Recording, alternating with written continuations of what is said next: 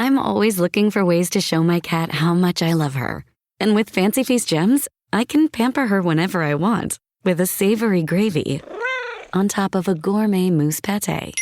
The pyramid shape makes serving simple, so all I have to do is peel and plate to make mealtime feel extra fancy. And with 2 entrees in every pack, it's easy to turn every day into the extraordinary. Fancy Feast gems. For a limited time at McDonald's, get a Big Mac Extra Value Meal for $8. That means 2 all-beef patties, special sauce, lettuce, cheese, pickles, onions on a sesame seed bun, and medium fries, and a drink. We may need to change that jingle. Prices and participation may vary.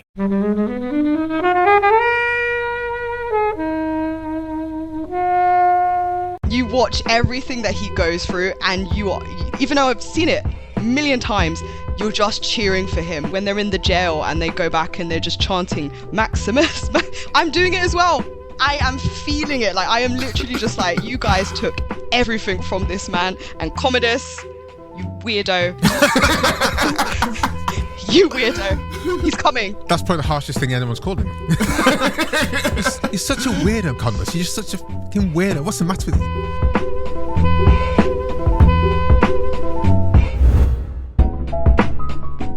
Hey everyone, our guests today on Flixwatcher are Amon. Hello. Cheyenne. Hello. And Kobe. Hello. And we're going to be talking about Gladiator. Thank you as always to the mighty people for their mighty tunes that you can hear right now. And thanks to Ben from Rockwood Audio for editing this podcast and all of our episodes. Please do remember to head over to Spotify and Apple Podcasts and Pocket Casts and leave us a 5-star rating and a glowing review, because it really does help us. And join in the conversation with us on social media. We are on Twitter at FlixWatcherPod and on Instagram, Blue Sky, bunch of others at FlixWatcher. Do go there. Also, we're on Letterboxd at Flixwatcher as well. That's what I keep forgetting to say. Come and find us.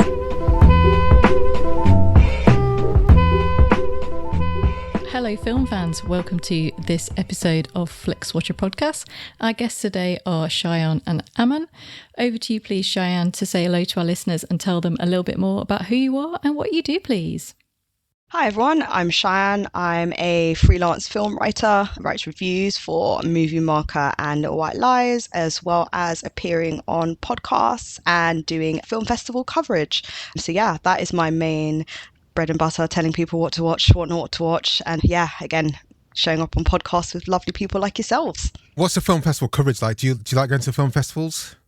I mean, well, I'm like primarily like London based because I have full time. So mainly like in person, it would be like London Film Festival. However, when I first started in film criticism, it was during a pandemic. So I was able to actually cover like Sundance online and like South by Southwest. They still do a lot of online stuff with Sundance, don't they? Yeah, they still do. Yeah. So and now we have like Sundance London and things like that. So not this year, yeah. though. Not this I year. know. I was getting my ticket ready. I know. To get the train down. The year I was there, last time I had it, I met, she did Past Lives, what's her name? Who's just got Materialists? Celine Song. So yeah, I met Celine Song, just little assuming lady, had a good little random chat with her. It's such a nice little cozy festival that I really, really enjoyed it. Mm-hmm. Darn it, bring it back, Picture House. Who are you? Indeed. Agreed. Who are you, Amon?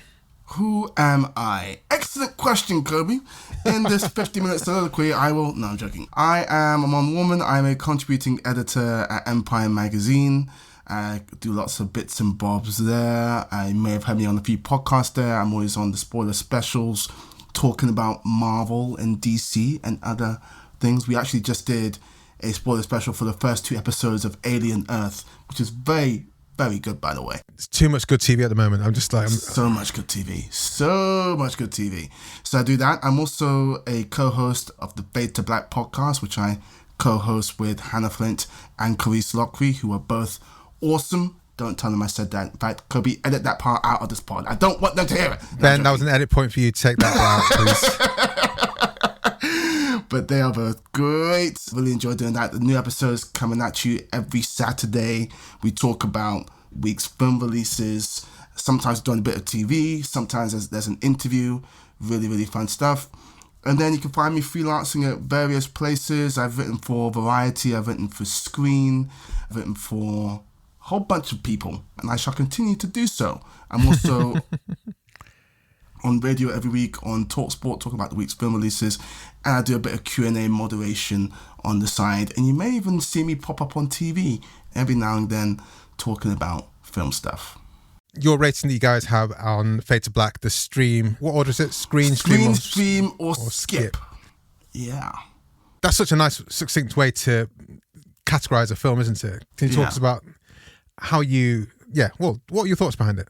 That was actually an idea from, I think, Hannah, one of our co-hosts, very, very smart lady. But yeah, we were trying to think of something that would be a bit different to like the star rating or the numbered rating that would be, as you say, succinct and get all of our sort of points across in a way that didn't require too much explanation, screen, stream, or skip.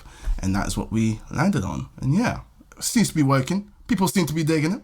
No, I like it. It's simple, it makes sense. Mm-hmm. And even though it might be some films which are like really, really good, but you're still like, no, just watch it on your sofa when it gets Yeah. And we will talk about small screen versus big screen for this film. First of all, it's your choice of film. This is Gladiator. Can you tell us why you chose it? And then you'll have 60 seconds in which to give the synopsis.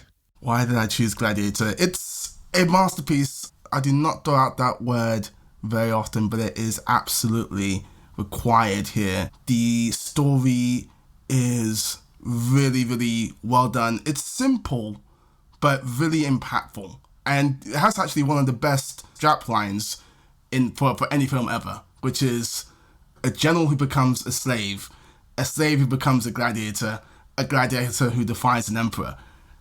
That is, I mean, we're talking about succinct. Is that your synopsis? Is that your synopsis just gone? It really could be. It could be, yeah. It really could be, but it's so brilliant. Gets the entire story across in 3 short lines. Really well done. The character of Maximus is so winning and likable. I'm going to say this multiple points during this podcast probably, but like within the first 10 minutes, you know that you would go to the gates of hell for Gladiator. When it comes to battlefield leadership in cinema, the line forms behind Maximus Decimus Meridius. He is that dude.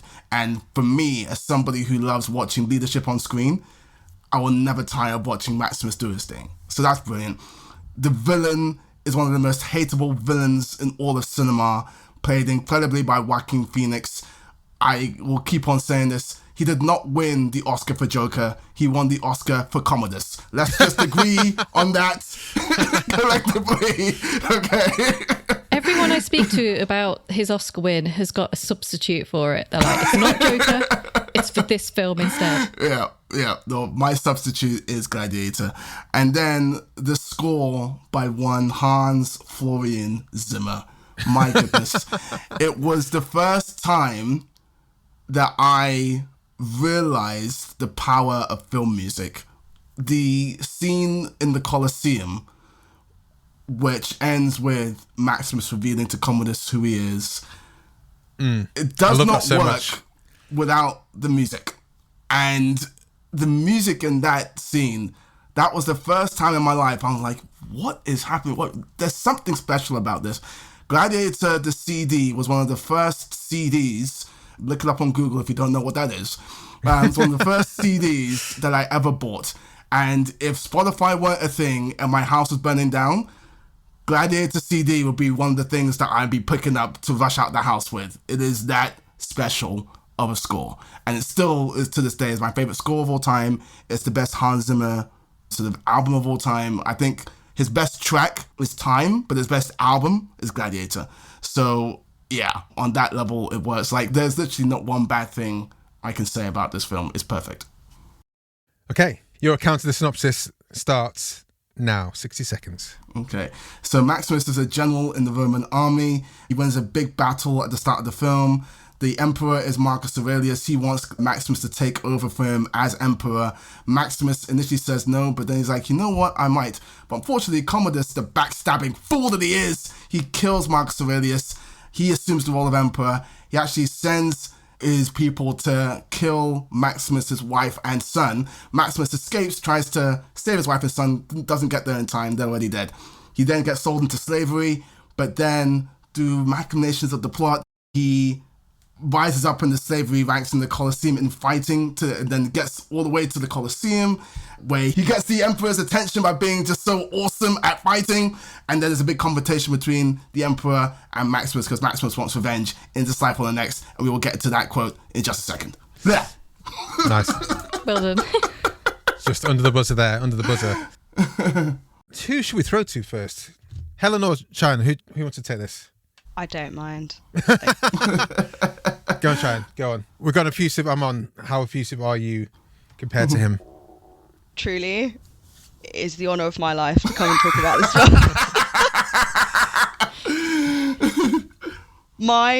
So Gladiator was one of the first DVDs that we had, like back. So I have been watching, no lie to you, Gladiator for 25 years now.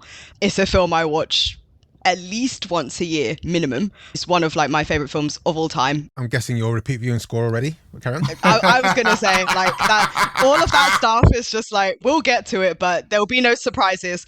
But the score, Hans Zimmer, it's iconic. It's incredible. It's timeless. I only have superlatives. That score could wake me from my sleep.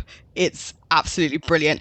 It's the kind of film, and again, it's a masterpiece. It's a unique film where every time I watch it, it's not like the first time watching it, but it almost is, because the emotions that I feel, kind of like when Amon said, like the character of Maximus, he's a man of quite few words, or he's reserved in his character, but the way that the film is structured and how it's delivered is that right from the outset in that first battle, Maximus, he's the guy. Like, he is killing people, he's good at his job, his men love him, and you've literally in that first like 10-15 minutes, you're just like, Maximus, I'm going with you to the gates of hell. And then you watch everything that he goes through, and even though I've seen it a million times, you're just cheering for him. When they're in the jail and they go back and they're just chanting Maximus. Oh my, I can't wait to talk about that scene. I'm doing it as well. I am feeling it. Like, I am literally just like, you guys took everything from this man. And Commodus, you weirdo. You weirdo. He's coming. That's probably the harshest thing anyone's called him. He's such a weirdo, Commodus. He's such a fucking weirdo. What's the matter with him? Yeah, it's just like, like, that's weird. Yeah, you really, truly, like, just feel every emotion every single time you watch it. It is, it's brilliant. I will pause to allow others to speak, because I will go forever. Helen, what are your thoughts on Gladiator? How many times have you seen it before this time, if at all? So the year is the year 2000. We've survived the millennium bug. That never happened. Things did not explode. The world did not end. And Ridley Scott gave us Gladiator. What a moment to be alive. Yeah, I saw this at the cinema. I too had the DVD and watched the making of many times. I love this film. Some of the CGI has not aged well, which I'm sure we'll kind of talk about, but there's just so many great moments in it. And yeah, I love Joaquin Phoenix as Commodus. He's so creepy. He's so evil. He's so great. And he, I think for me, was what was definitely lacking in the sequel, which is nowhere near as good. How are we to know that Ridley Scott was making one of his greatest films and we'd never see the likes of it again from him? But yeah, everything about it, well deserved it. 5 Oscar wins. The costume is incredible. The score is incredible. There's some incredible lines when you know that a film is really kind of like touched everyone, when you end up using lines in your daily conversation, like, I'm terribly vexed. Like, I've used that many times. Asking people... How? I need context on how that has come up in the regular conversation, Helen. You can't just drop that and not give me the context. I need the context. Like, people are like, are you all right with doing that? And you're just like, I'm just so terribly vexed. And like, just pulling out, are you not entertained? Like, you just drop that into casual conversation. So it became one of those where, people were just shouting out the lines. It's got a great cast, and yeah, Oliver Reed's last performance as well. Yes, Proximo. I was recently in Malta. Did you go to the bar? I went to the bar where Oliver Reed had his last drink and ultimately died. Oh. Iconic location now, but yeah, legendary performance. He might have, I can't call it the best scene in the movie, because the best scene in the movie is the one I mentioned with the Colosseum, but one of the best scenes in the movie is when he's talking to Maximus about his time as a gladiator.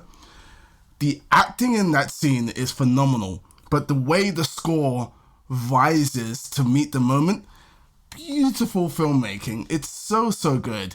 But the way in which Oliver Reed recounts his time as a gladiator, like you can see in his mind that he's going back there.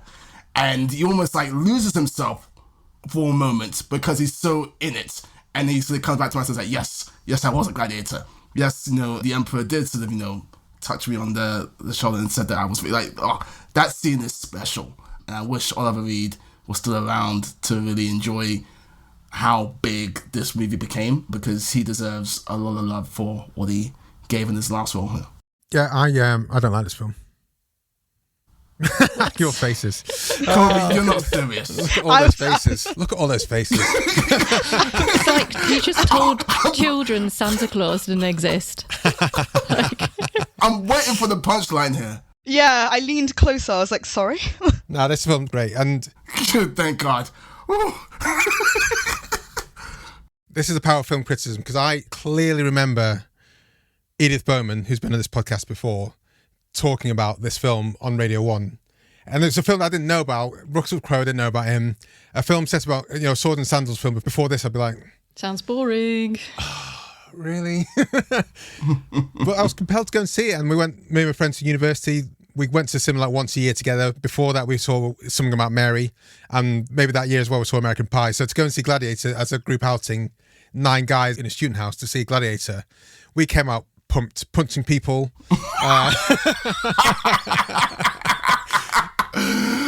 Everyone saying that my name's Maximus Decimus Meridius line. Everyone getting it wrong because they hadn't quite got it in their mouths yet.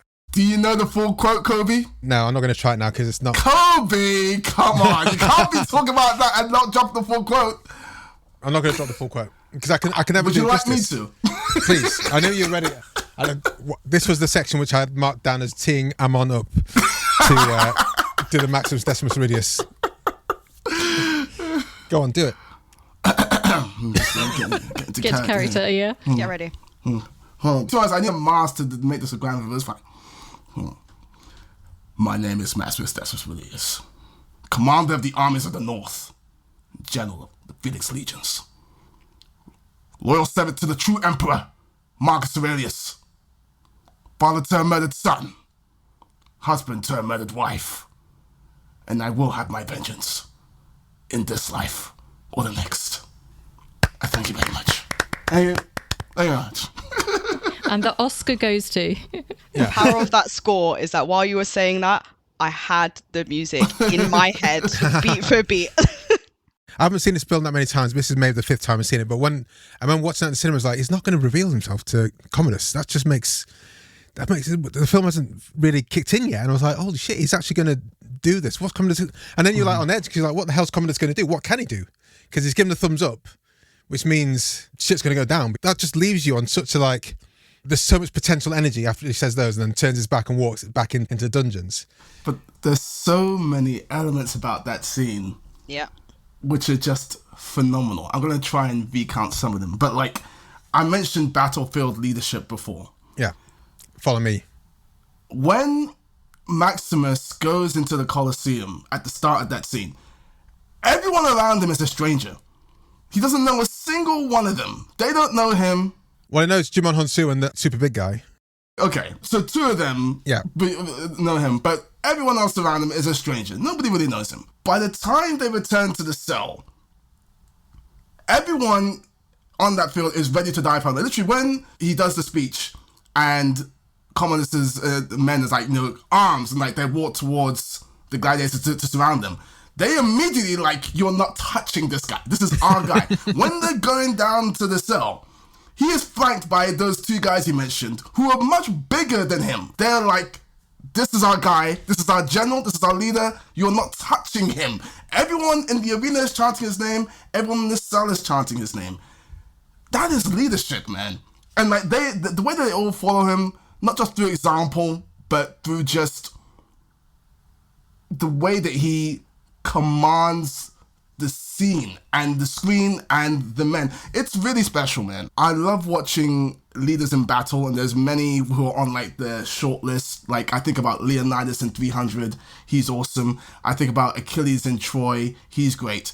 But the line forms behind Maximus, and he mentioned to the dialogue. Oh my goodness, the dialogue. What we do in life echoes in eternity. Oh, beautiful. My name is Maximus Decimus Aurelius. Are you not entertained? That is such a... I mean, I could go on. It's just incredible, which makes... They think about Gladiator 2, and one of the things about Gladiator 2, it does not have the source. On one hand, you got what we do in life echoes in eternity. Gladiator 2 has this battle is about survival. Survive. Paul Mescal, you go ahead and do your thing. I'm staying in my cell. I'm not following you. Good luck. I'm sorry, but no, you did not have the source. You did not have the presence. Remember in this film, Gladiator, they stay in the cell at one point because he's like, look, guys, I'll kill them all. So it just pops out. No, because like, pops out and takes out. Maximus is like, you needn't die for me. This battle is about me. And they're like, we will wait for you, Maximus. We will fight for you, Maximus. Strength and honor. Which is, I love that kind of line. But I mean, leadership, just the want to. Yeah. I did not feel that at any point in Gladiator 2. I felt that from the first 5 minutes onwards in Gladiator 1. That is why, that's a big reason why for me it's a masterpiece. Yeah, when you watch, I quite enjoyed Gladiator 2, but it's not. It should have just been its own film, kind of in a way. Not even in the slightest. The only thing Gladiator 2 has over Gladiator 1 is Denzel Washington. Yeah. Politics.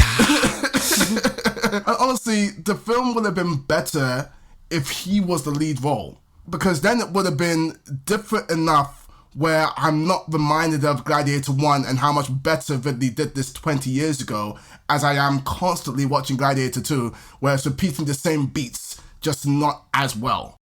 It's like, the analogy I use is that, my mum is an amazing cook, and she makes this amazing red chicken stew. And I've watched her make this so many times. I've taken down notes, I've taken down voice notes, I tried to replicate it. No matter how hard I try, I can't do it, even though I'm technically following the same recipe. That is what Gladiator 2 is compared to Gladiator 1. This is like, so my mum also makes a red chicken stew. I'd like to compare notes. Well, it's a red stew, which she puts with any beef, lamb, chicken, whatever. And when I used to go to my auntie's house and she'd make a red chicken stew, and I was just like, I mean, this is yours, and this is lovely. This is very, very nice.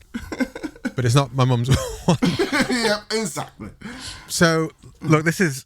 How do they do this? Because Ridley Scott is like such a prolific, especially like in his 80s now, he's still a really prolific, producing maybe 1 in 3 films is still, worth seeing nowadays. Is it that high hit ratio with him still? I mean, Shay, I've talked a lot. I'm going to let you I was trying to think, because I was like, Napoleon. Yeah, so what's Napoleon? Because you're sorry. Yeah, Napoleon's a bit mixed. It's a bit mixed. I'm trying to. The Last Duel I liked, but a lot of people didn't. I like that a lot, and I wish more people saw The Last Duel. But yeah, it's still not in the same, but like it was a good film. The House of Gucci. Yeah. The Martian was the last Ridley Scott film that I out and out loved. Yeah, yeah. And even then, it's several tiers below Gladiator. Maybe not several tiers, I'm being too harsh, but it's tiers below Gladiator. That's a good ride, that film. It's such we had it on here, didn't we? I was like, I forgot how good it was in the cinema as a story, but yeah, it's a different league. But this guy Ridley still is an astonishing director. I mean, like just off of Gladiator alone, and Ridley Scott's had many great Alien. films, but just off of that's what I mean. Like Thelma and Louise we've had on here as well. Truly, so even if he hasn't had like an out and out, or what maybe considered an out and out, like he's already up there. But I guess also while watching it, I myself was kind of trying to be like, what is it that makes Gladiator so good that Gladiator 2 just could not at all? Because it could just be, on paper, it could be very cheesy. Because I think it's kind of a mixture of things. I guess for me, some of it is the structuring in terms of, it's almost, to me, it's like layers, but then also within simplicity. So it's kind of like, it's really well structured. So straight from the off, like, Maximus is a great general. You also know really what you need to know about his character. He's an expert general, he's a killer, but he's also a family man. Like, those are like the core things. Yeah, because at the start of the scene when we're speaking to the Emperor and he's talking about where he lives, I was just like, I was just there with him. I was like, oh. Yeah. Yes. Well, I think you've hit on one of the big reasons why Gladiator 2 doesn't work and Gladiator does. Gladiator has a scene like what you're talking about, Kobe, in terms of Maximus thinking about home. And even though Maximus's wife and daughter are on screen for a total of about 10 seconds in this film, we feel how precious they are to Maximus. And also, they are fully innocent from everything and anything else going on in Rome and the battles and everything else. In Gladiator 2, and obviously Gladiator, what happens to them is like the driving force for Maximus and for the story, and it's a really good driving force to have. Gladiator 2... Is it almost on the verge of fridging? Not on the verge of it, it is fridging. It's real, it is fridging, but and you know that has its own set of issues, but in terms of a driving force for a character and a film, it's a very powerful one, and we're with Maximus from first act onwards, not just for that reason, but for other reasons, as you said, the leadership and everything else. Gladiator 2, they try and do a similar thing, but there's a massive difference. The Paul Mescal's wife, who gets killed, she is a soldier in battle. Yeah, she's true. Not innocent from everything. And granted, it's sad, but she is fighting. Shit happens. And shit happens. Okay. I'm sorry. Hazard is the job. It's not like she wasn't fighting back. She was firing arrows at them and she got... She took down a few people. Exactly. And there's a massive difference between someone who is fully innocent and away from the battle and someone who's fully in the battle who dies and having that be a driving force for that character. It is a massive difference. And I didn't feel the same level of hate towards the villains or the same level of, you know, I'm on your side as I did with Maximus compared to Paul Mescal's character, whose name I really should know, and I don't. I was about Lucius. Yeah, well, I think for the first half of the film, his name is not Lucius, and then it is. Oh Lucius, yeah. Which is another thing that didn't quite work. But yeah. Let's move away from the 2 versus 1 comparisons, because I think there's a lot to talk about just in one itself. I can't believe you thought I didn't like the film, because we've talked about the score I'm on multiple times over the years. It was just a shock. I wasn't ready for it. You got us good with your acting. So it's got to be John Williams as probably the greatest ever, but still, yeah. When I hear the Star Wars fanfare or any Jurassic Park or Jaws, I'm just my whole body kind of melts. Yeah, there's no question John Williams is the GOAT. But this is still the soundtrack I listen to. It's what I listen to the most as a complete from start to finish, which is really strange. Maybe actually Trent Askus Ross and Reznor in recent years, like the Social Network one is kind of up there, but historically, this is when I do a lot of triathlons. I used to do quite a bit of running. Mm-hmm. This would be my hype music. So I know within 13, 14 minutes, I'd be at the end of the battle soundtrack. Yeah. So I kind of had a slow build up with the first 2 tracks. And by the end of the battle, I was like, okay, I'm ready to go. This is me ready to start the race now. And that is such a weird but powerful thing. And it just puts me back in that battle. On my word, unleash hell. And I was like, that was literally in my head. Chills. You're so right. I think, the music works on so many levels. Not only is it just great music to listen to, but it's musical storytelling in the best way. Now, granted, I've watched Gladiator over and over and over again, but there are tracks that I listen to, and I'm like, I know immediately what is happening in the scene. I know exactly at what point Maximus is leaping over. So I know exactly the Barbarian Horde, which is probably my favorite track of all time, which is the Colosseum track, which ends with the Maximus reveal and everything else. What does 268 horsepower sound like? You're hearing it right now. The all-new Audi A5. With breathtaking acceleration that commands attention. Precision crafted to bring the thrill to every turn. This is powerful performance. The all-new Audi A5. Experience a membership that backs what you're building with American Express Business Platinum. Unlock over $3,500 in business and travel value annually with statement credits on select purchases from brands like Dell, Hilton, and Adobe, and other benefits. American Express Business Platinum. There's nothing like it. Based on total potential value of statement credits on select purchases and other benefits, enrollments required, monthly and other limits and terms apply. Learn more at americanexpress.com/business-platinum. This podcast is supported by FX's English Teacher. Last year's critically acclaimed series returns to follow Evan, Gwen, and Marky as they vie for their students' divided attention. See why Cosmopolitan called its premiere season a masterclass of comedy, while Glamour raved it's the year's funniest and most heartwarming new comedy series. FX's English Teacher, all new Thursdays on FX. All episodes now streaming on Hulu. This episode is brought to you by Indeed. When your computer breaks, you don't wait for it to magically start working again. You fix the problem. So why wait to hire the people your company desperately needs? Use Indeed's sponsored jobs to hire top talent fast. And even better, you only pay for results. There's no need to wait. Speed up your hiring with a $75 sponsored job credit at Indeed.com/podcast. Terms and conditions apply. The way in which they bring back the action music from the very first battle sequence at key points, which is the battle, track 3, the battle, is so well done and tells its own story. Like, again, musical storytelling. That's a beautiful sort of hard thing to do, but the sync between the music and the action and the film, it just all works, which is why, again, that Colosseum scene is the best scene in the movie for me. Everything just comes together and coalesces in a way that just makes for perfect filmmaking to me. But yeah, I think about Now We Are Free, which is a beautiful track, which has the Lisa Gerard vocals, which is so peaceful, and it's a very beautiful way to sort of conclude the movie. We haven't talked enough about Djimon Hounsou, by the way, who's fantastic in this. Yeah, I was going to say there's Djimon Hounsou, and I think there's a bit more leeway with Phoenix and Commodus as a character. But let's talk about Djimon. This guy is still not getting his just desserts, I think, in the... Pisses me off. Yeah. It's crazy. It's one of the true crimes of Hollywood. I don't know when they want to get around to rectifying that. I honestly, I don't know how many... Djimon, it's your time, I think. Still, and every so often he'll do an interview and talk about the situation, and then everyone will say, oh, that's really bad, that's so bad, and then it just feels like nothing gets done.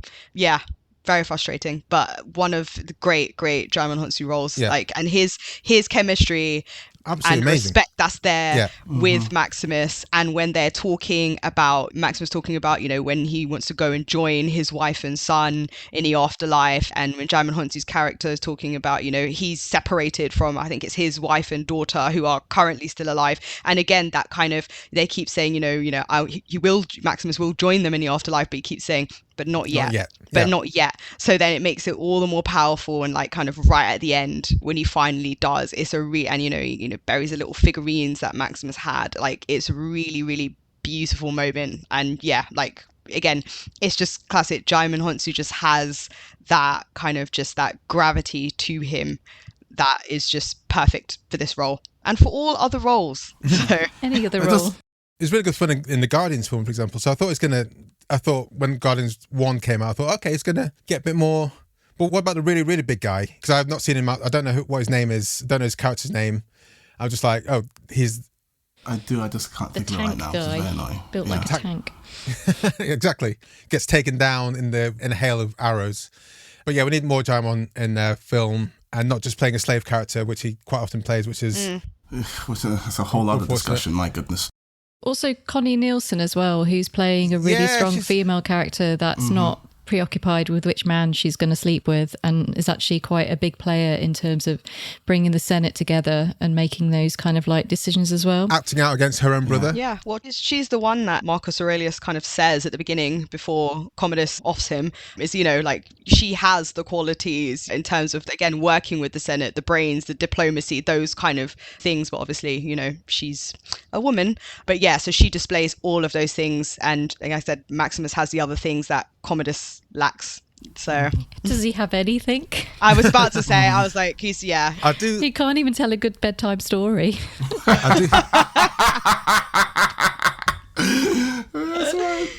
I love that scene with Commodus and his dad, and when his dad's saying about the traits he admires, and Commodus is like, I don't have any of those traits, but I have different ones. And I was like, I felt sorry for him, this is obviously the first time watching it, but I was like, I didn't realize you're going to kill your own dad after that. I was like, okay. I think that's maybe the closest and maybe the only millisecond where you feel a little bit like, oh, okay, you know, like that probably sucks, where it's like, you know, he just didn't have the virtues. But then at the same time, you kind of have to agree with Marcus Aurelius, kind of like decent emperor, bad dad, but like kind of like, you know, he knows that like Commodus is a wicked, bloodthirsty person who should not see power. And he even says to him that, you know, he says like your failures or your faults, they are my own, in kind of his role. Is maybe he could have nurtured him more. I think he also, Marcus Aurelius also says the same thing to Colleen Nielsen as his daughter, about he's about to die naturally before things are hastened, and he's very reflective. And yeah, he kind of acknowledges that. And then yeah, Commodus is kind of just like, yeah, just has had enough. Every time I watch this, I'm like, no, Maximus hasn't said yes yet, so why are you telling him? I know. Wait until the morning. I did also realise when Commodus does say about the list of the virtues, and then all his dad says is really just, he goes, Commodus, you go too far. And then I'm kind of like, maybe if he hadn't have been so dismissive, then maybe he might have lived a little bit longer, but yeah. Yeah, I mean, maybe the first time you watch it and you see the dismissiveness, you're like, that's a bit harsh. But at the same time, Commodus, he invites it sometimes. It's like, you know, have I missed the battle? Have I missed the battle? Yeah. You've missed the war. It's like, you know, and then, you know, when he's trying to lead his father back to the carriage, it's like, no, I don't want to touch you. You make me sick, child. Yeah. And then he does everything he does, and the rest of me is like, okay, yeah, you're just an ass. Yeah. We'll go to scores now, but I think one of the first scenes we see Commodus where he's in the woods with his men or people, and it's almost like he's play battling, isn't he? And you can tell it's like a sequence he's put together instead of actually like learning how to fight to grandstand. And I remember watching that the first time thinking that's a bit weird scene, but in retrospect it is just like, this is how pathetic he is, for want of a better phrase, that he's there posturing with his top off, trying to show that he's the guy. But you know, anyone around him, if they really wanted to, could at that point just go, nah. The fact that, I mean, again, it's a tricky thing because you're right, and I'm thinking about the final battle, and Maximus at that point is very hobbled because, again, Commodus has done backstabbing and stuff, yeah. And so on the one hand, you're not wrong. On the other hand, it's just further proof that Maximus is that dude. Yeah. Because even out of it, you can still take Commodus. I mean, impressive. He's just amazing. Okay, let's score it.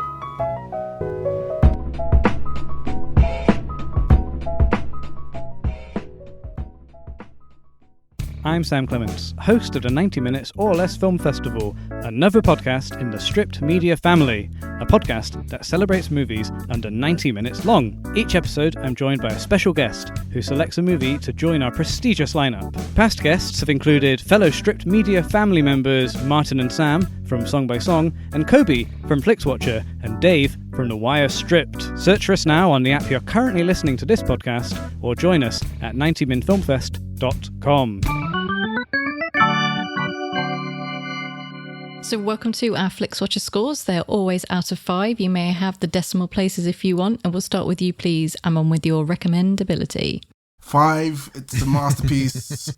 I will never tire of watching it. And yeah, I could go on, but I'll just be repeating myself at this point. 5. Cheyenne. It's a masterpiece. I love it. It's perfect.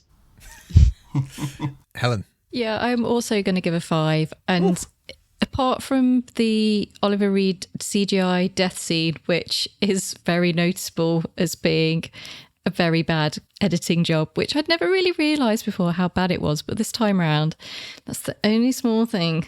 I need to rewatch it because I was trying to work out when he died. I'll keep a minute to like watch documentaries or whatever to see when he actually passed away. But there were some scenes at the end where he stood in front of Maximus in the jail cell and it's like, that's not Oliver Reed. But in the year 2000, it wasn't that apparent, I guess. It's a really good job at that It's a bit like, we were a bit like, oh, they managed to like put him in another scene using computers. I didn't even know he was dead at that point. I didn't know he died until like way after the film came out. There's so many great scenes between Proximo and Maximus, and the way in which he sort of very subtly changing his nature in the background of the film to the point where he wants to free Maximus and his soldiers when the shit hits the fan. And there's that really great line, Proximo, are you in danger of becoming a good man? And he's like, ha! but yeah, I love that too. Like the fact that the film has enough space and enough smarts to give even a mini arc to a character like that, it just, again, adds to the special nature of the overall thing for me. Back to yourself, Helen. It's a very rousing film that I kind of wonder whether rewatching it would be any different, but no, it's still got those same beats in it and it still has that same emotional power. And I do think that Russell Crowe in this is probably at his best in it. So yeah. I mean, I had seen LA Confidential and I was like, it's a great film, lovely. But this is a star maker. This is like, are there that many star maker films at the moment where you're just like, holy shit, who's this guy? He needs to be in everything. He hasn't lived up to the heights of this. I don't think Hans Zimmer's overall score has lived to the heights of this. I don't think Ridley Scott has lived to the heights of this. So this is like this is the mountaintop for so many people. I will say Master and Commander comes close. I love that film. I think Russell Crowe is fantastic in that movie. But yeah, Gladiator is the one. No. You haven't seen? Oh, no. I was going to say I haven't. No. Is it Gladiator at sea? I'm the same. I'm kind of like, Trust me on this. Like, okay, here's the thing that's going to tell you guys on this. Obviously, I've talked about leadership. Master and Commander, he gets close to Maximus levels of leadership. Okay. And do you really mean that? Lightly. I was going to say, Amon, don't play with me. I do not say that lightly. That character is great. Aubrey is fantastic. Watch that movie. You'll love it. Add into my watch list. I'm going to give this a 4.9. Kobe, don't let me come over there and slap. Repeat viewing score. I'm on. Oh 5. Has it been the 25th anniversary yet? The 25th anniversary was this year, no? Yeah. It came out in 2025, but so would have been. Oh, what month did it come out? Yeah, I think it's quite early. Yeah. I think it's like January or something. I think it's quite May. Early. It says May, I think. So it's been 25 years of this film. Wow. Which I hate it when I realise things like that. Yeah. This film, obviously, the beginning is sensational and has one of the best battle scenes of all time. But this is a film that could come on like a channel 3, 4, whatever have you, and any point in the film be like, Gladiator's on? Cancel my day. I'm watching the rest of this thing right now. It has that hold over me that I have to watch it. And at the very least, I have to watch up to the Colosseum scene, because that is the peak of the movie for me. Not that the rest of the movie is bad, but that is the absolute zenith of the movie in terms of just the emotional power, everything coming together, everything coalescing. I'll have to rewatch it up until at least that point, but it's a 5 for me on rewatchability. Cheyenne? It's a 5 for me. I often think, if I could really have the data on how many times I've watched this film, I'd really like to know. Truly would really like to. If I could, just on a little printout sheet, just how many times over the years just like I've watched a dot matrix printout. Yeah, I would really love to know that. It's incredible. Every single time I watch it, I feel like it's the first time I've watched it. And yeah, it's a great story. It is the story of a powerful man versus the power of a good man. And that never gets old. Yes! Bars, Shay! Bars! I love that. Helen? So I didn't need to watch this for this. I watched it fairly recently, but I did rewatch it because it's awesome. Even with its length, there's just so much going on. And I happened to put it on to rewatch. And Reese, who never really watches any films with me, sat down on the sofa. So this is Helen's husband, has he watched Jurassic Park yet? No, he watched it with you, but he was like playing on his phone, wasn't he? He wasn't really into it.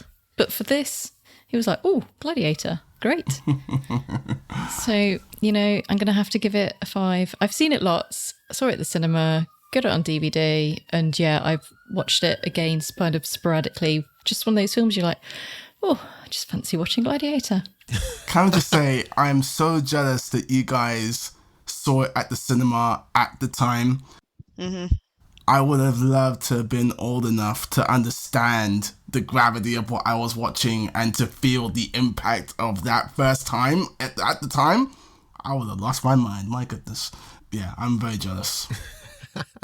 I'm going to go for 4.1 here, repeat viewing score. I've not seen it as many times as you guys, maybe once every, like I said, 25 years, maybe once every 4 or 5 years I've watched it. But it's boosted up by the fact that, like I said, the score is something that just accompanies me on so many things. It was usurped first by the Les Mis soundtrack. Really? Of all the things to usurp Gladiator? Honestly. And then it's usurped then by the Hamilton soundtrack in terms of like... Okay, that I understand. Yeah. We've had Les Mis on here since. And so Les Mis, we did a joint recording, Les Mis and Cats. And I was like, oh, Les Mis is going to smash it. But after watching Les Mis on the small screen, I was like, what is this film exactly? I still love the score. And I still love the soundtrack for Les Mis. But this score is phenomenal, and that's in the hundreds of times listening to the Gladiator score for me. So that bolsters up from the repeat viewing score from where it would be. Do you have a favourite track from the score? It's Battle, because that's where I'd make sure I get to the end of before I went into start my races or whatever. It would be Battle. But I'm looking at Spotify and seeing how many plays each of the songs are, and I'm really surprised that Battle's got 33 million plays. Mm-hmm. Now We're Free's got 319 million plays, so like 10 times as many. That doesn't surprise me. So you've got Elysium, Honor Him, and Now We're Free all have into the hundreds of millions of plays, which is, yeah. But yeah, I mean, yeah, that doesn't surprise me. Like, Now We Are Free, like, Hans Zimmer's music for this has become so legendary that it's transcended the movie that it's in. You hear Now We Are Free in so many different contexts. I've heard so many different remixes and so many people have sampled it and whatnot. I get that it has that amount of plays on Spotify. For me, Barbarian Horde is the one, but like the Battle is a really great track. And again, I mentioned the musical storytelling.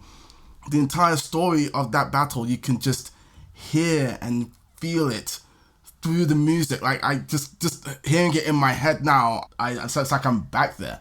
The way in which that track ends as well, it's just so beautiful, because that's when like the battle is won and Max was just kind of like looking over at the battlefield. He's like, Brother Victor! And the calm, the peaceful calm that descends on the track matches the peaceful calm that is descending on the field of battle. It's so beautifully done. Yeah, Hans was on another level with that one, and it made sense. I was lucky enough to interview him before Gladiator 2 came out. And at that point, it had been revealed that Hans Zimmer was not coming back for Gladiator 2. I'm like, what? Like, what's going on here? He read the script. But he was like, Gladiator, that has a special place in people's hearts. And I feel like I'd just be repeating myself and I wouldn't be able to match essentially what I've done with Gladiator. And I fear he might have been right, because it is my favourite score of all time. And I did not say that lightly. I know a few composers who don't like his factory. I can't remember what it's called, the way he does things. I know a few composers that feel the same way, yes. We're probably thinking about the same person across the Spider-Verse. Yep. But I'm like, you know, he's produced some amazing composers like Ramin Djawadi, who's one of my favourite composers now. He went through the Hans Zimmer school of rock. Yeah. And there's a lot of other people that come out to him. Ramin Djawadi's like, I see this guy play guitar, and I'm like, dude, what the fuck are you...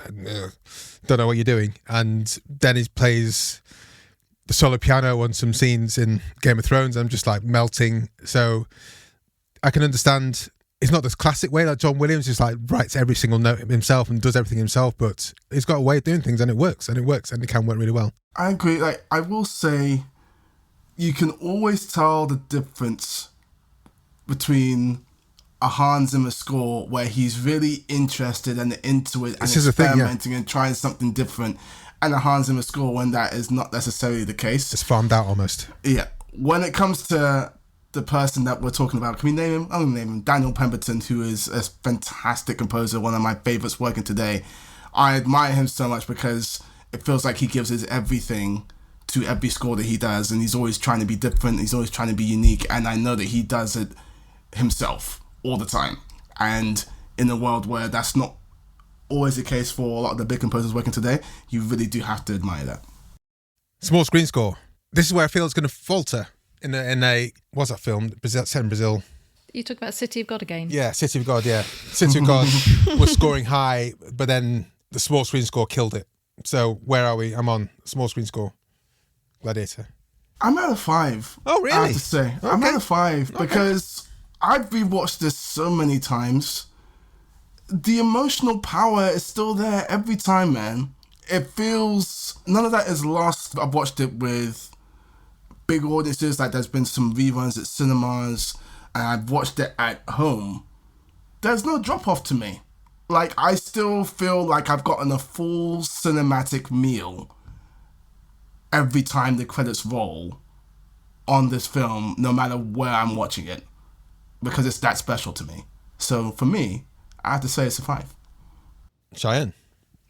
I will go with a 4.9 because 4.95. 4.9, sure. 4.9999995. Why not? Whatever is just below the 5, I take a little bit off because I have not been able to see it in the cinema.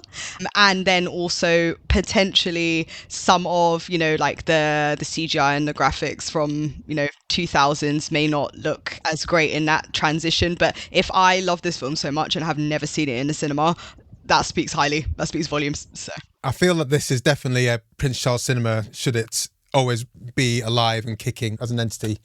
This is something you should get definitely to the cinema and watch it with other people. Helen. Yeah, small screen. I mean, I enjoyed seeing it at the cinema. It was great fun. It was 25 years ago, so it was a long time and I've not seen it in the cinema since. But yeah, it feels like maybe they missed a trick with not having an anniversary release. Maybe we'll get one. Yeah, that's why I'm surprised. I'm like, 30th or something like that. I don't know. I feel like a lot of people will have wanted to have seen it who maybe missed out seeing it 25 years ago, especially when Gladiator 2 came out as well. There's a lot of people who have probably seen Gladiator on DVD who would have liked to have seen it on the big screen. So 100%.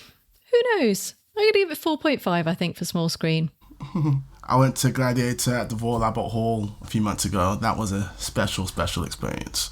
The orchestra did a fantastic job. I'm going to go for a 4 here because when I saw it with my, lived in a house with, I can't remember, it was 9 or 10 guys that year, but we all went and it was just mayhem, like I said, after we left the screening. And it was such a good, fun experience. And that's probably why I haven't seen it as many times since, because, when your cinematic experience kind of it's indelibly printed in with that film with you. So I've not seen Sixth Sense since it came out in cinema because I had such a good time, again, with some similar group of mates at school, at university. But it is good. It is good. I sometimes feel I'm beating myself up unnecessarily because some of my favourite films, I've never seen Pulp Fiction in the cinema, for example, and that's one of my top 2 favourite films ever. I've never seen Ferris Bueller's Day Off in the cinema. So maybe I'm just being unnecessarily harsh, but it was such a great, fun experience in the cinema. I feel like, I want to relive that as much as possible. What's your other favourite film, Kobe? So Ferris Bueller's Day Off and Pulp Fiction, the ones I tend to say, of recent years, a Spider-Verse film is probably in there in the top 3, certainly 5.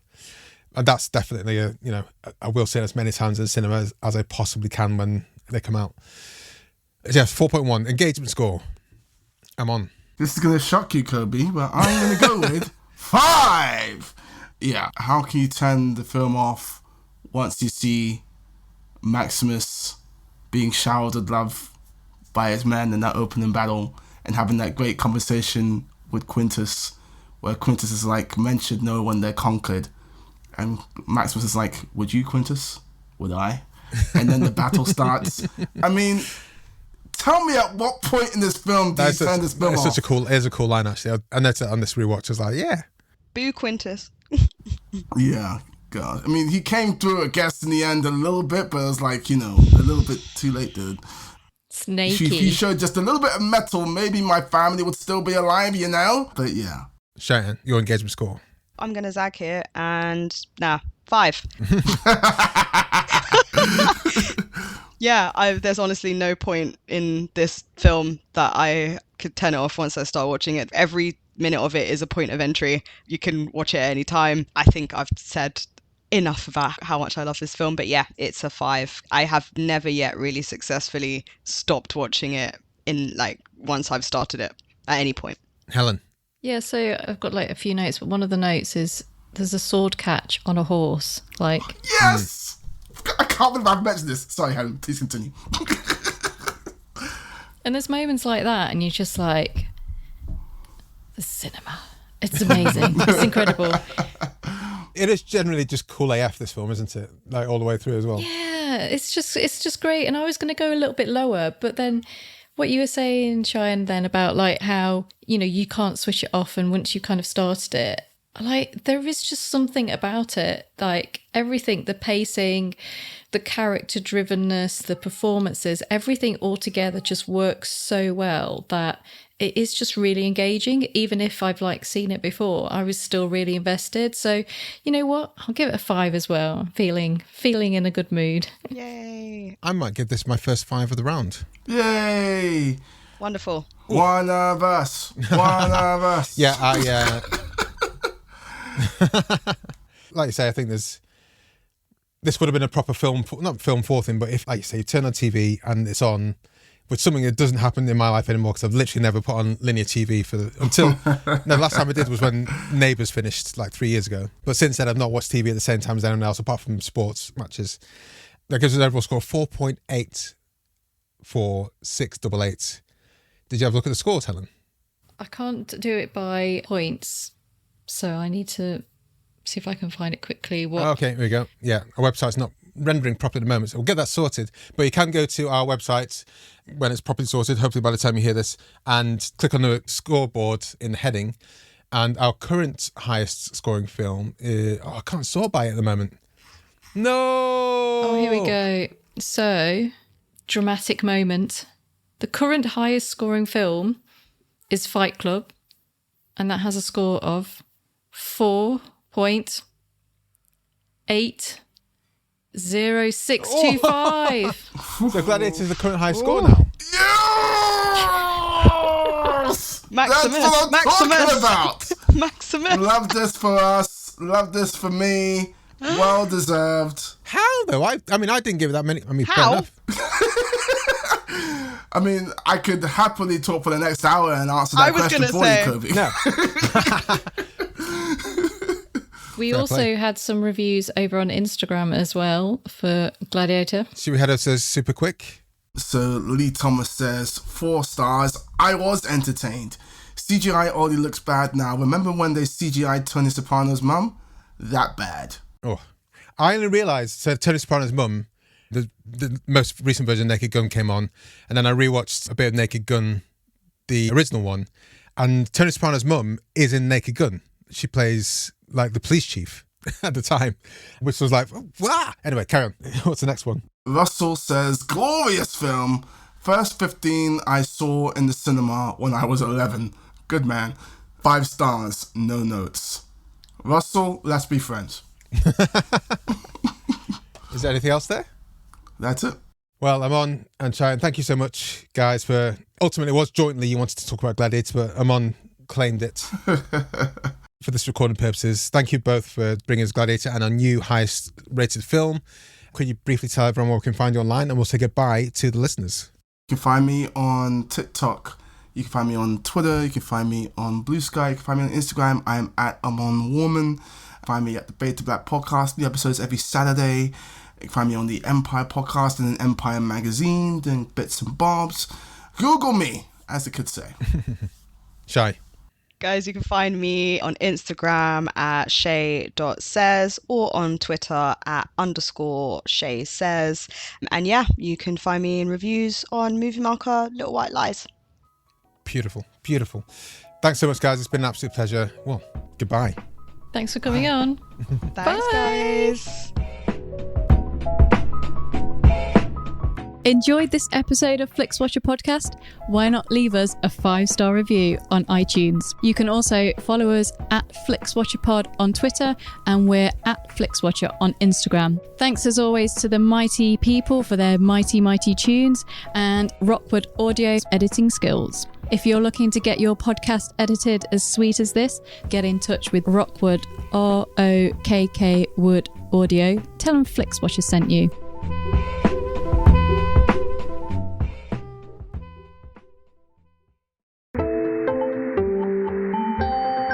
You just heard a Stripped Media production.